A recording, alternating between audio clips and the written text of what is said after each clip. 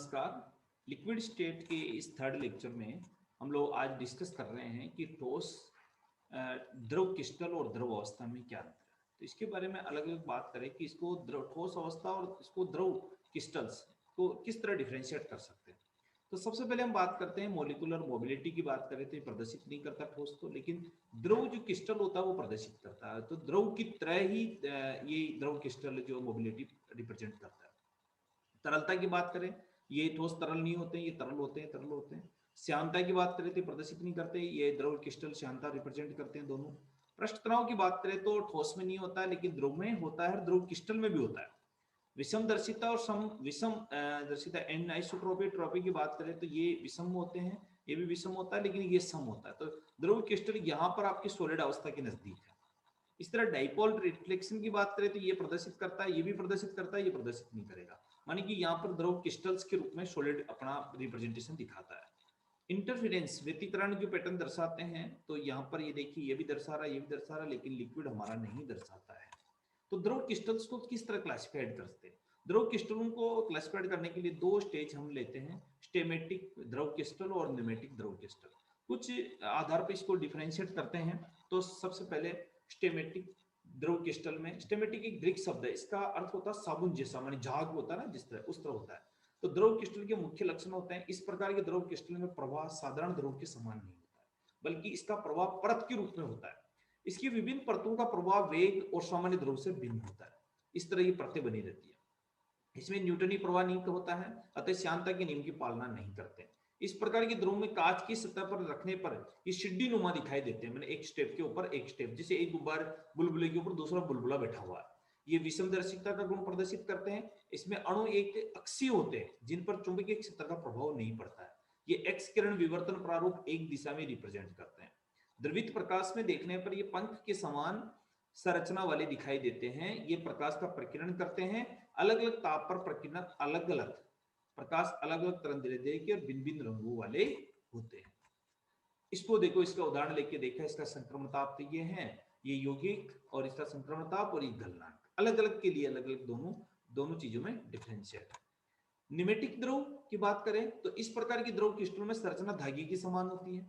Pneumatic द्रव Greek भाषा में न्यूमेटोस से बना है, इसका मतलब धागा या सूत्र के द्वारा रिप्रेजेंटेशन होता है। इस प्रकार के द्रव में प्रवाह सामान्यतः द्रव के समान ही होता है, ये द्रव के नजदीक है। इसका प्रवाह न्यूटनी प्रवाह होता है, श्यानता के सामान्य नियमों की पालना करते हैं। यद्यपि विस्कासिता अन्य द्रव की तुलना में कम होती है, इस प्रवस्था में द्रव गुण द्रव के समान होते हैं, अतः विषमदर्शिता प्रदर्शित करते हैं। परंतु स्टेमेटिक द्रव क्रिस्टल की तुलना में ये गुण अपेक्षाकृत कम पाया जाता है।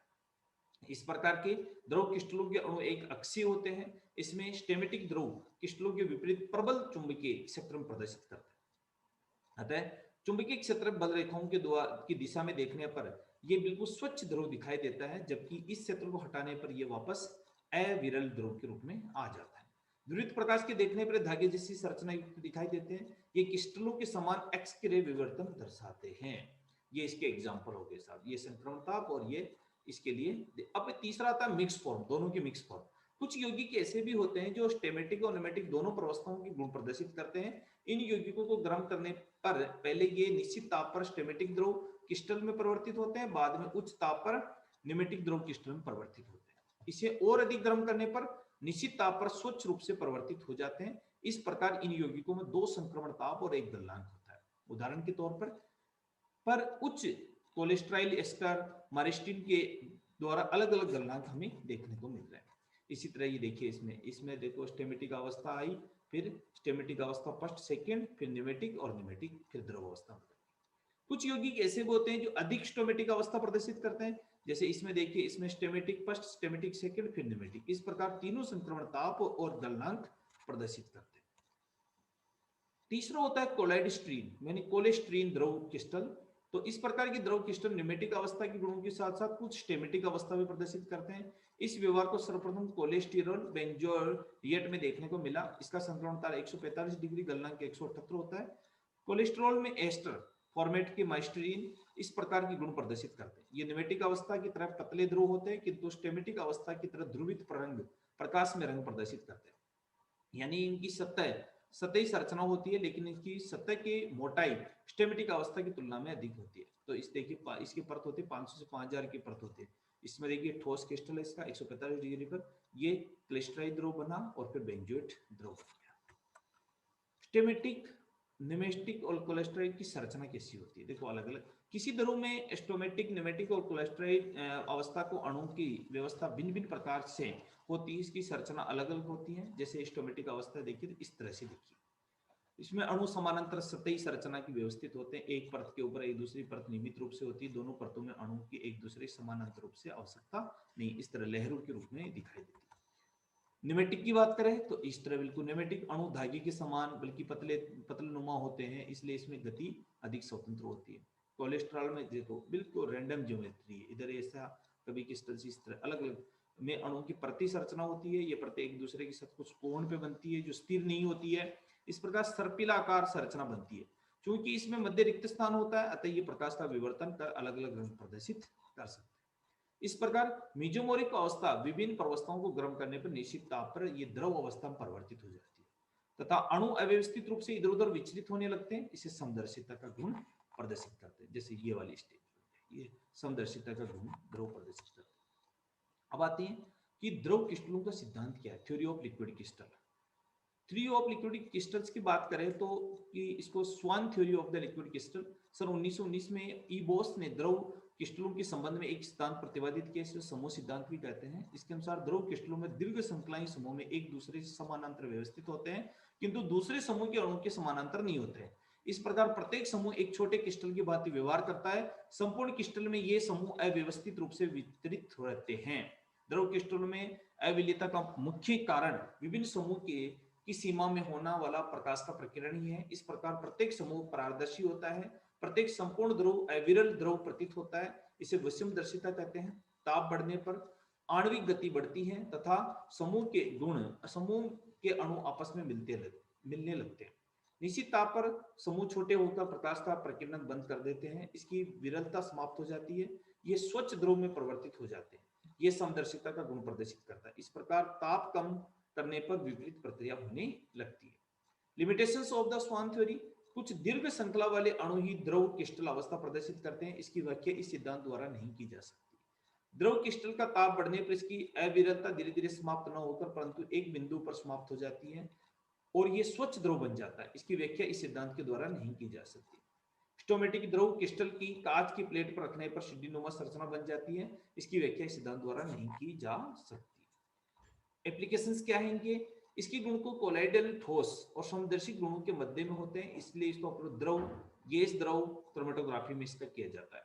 न्यूमेटिक द्रव क्रिस्टलों में विशेष प्रकाशीय एवं विद्युतीय गुणों होने के कारण इसका उपयोग इलेक्ट्रॉनिक तंत्र जैसे कैलकुलेटर, डिजिटल घड़ियां, जो डिजिटल इक्विपमेंट जितने बनते हैं उसमें इसका उपयोग किया जाता है। तो यहाँ पर क्वेश्चन आता है कि न्यूमेटिक द्रव का उपयोग कहाँ होता है, तो डिजिटल घड़ी में होता है, कैलकुलेटर में होता है। समदर्शिता वाले गुणों की यौगिकों की संरचना को स्पेक्ट्रोस्कोपी अध्ययन में उपयोग किया जाता है, विलायक के रूप में उपयोग किया जाता है। इसका उपयोग विभिन्न औद्योगिक इकाइयों में स्नेक के रूप में किया जाता है। कोलेस्ट्रॉल द्रव क्रिस्टल का उपयोग थर्मोग्राफी विधि में किया जाता है। इसकी सहायता शरीर में विभिन्न प्रकार की बीमारियों की जानकारी की जाती है। शरीर का ताप नापने के लिए जो द्रव क्रिस्टल्स का भी उपयोग किया जाता है।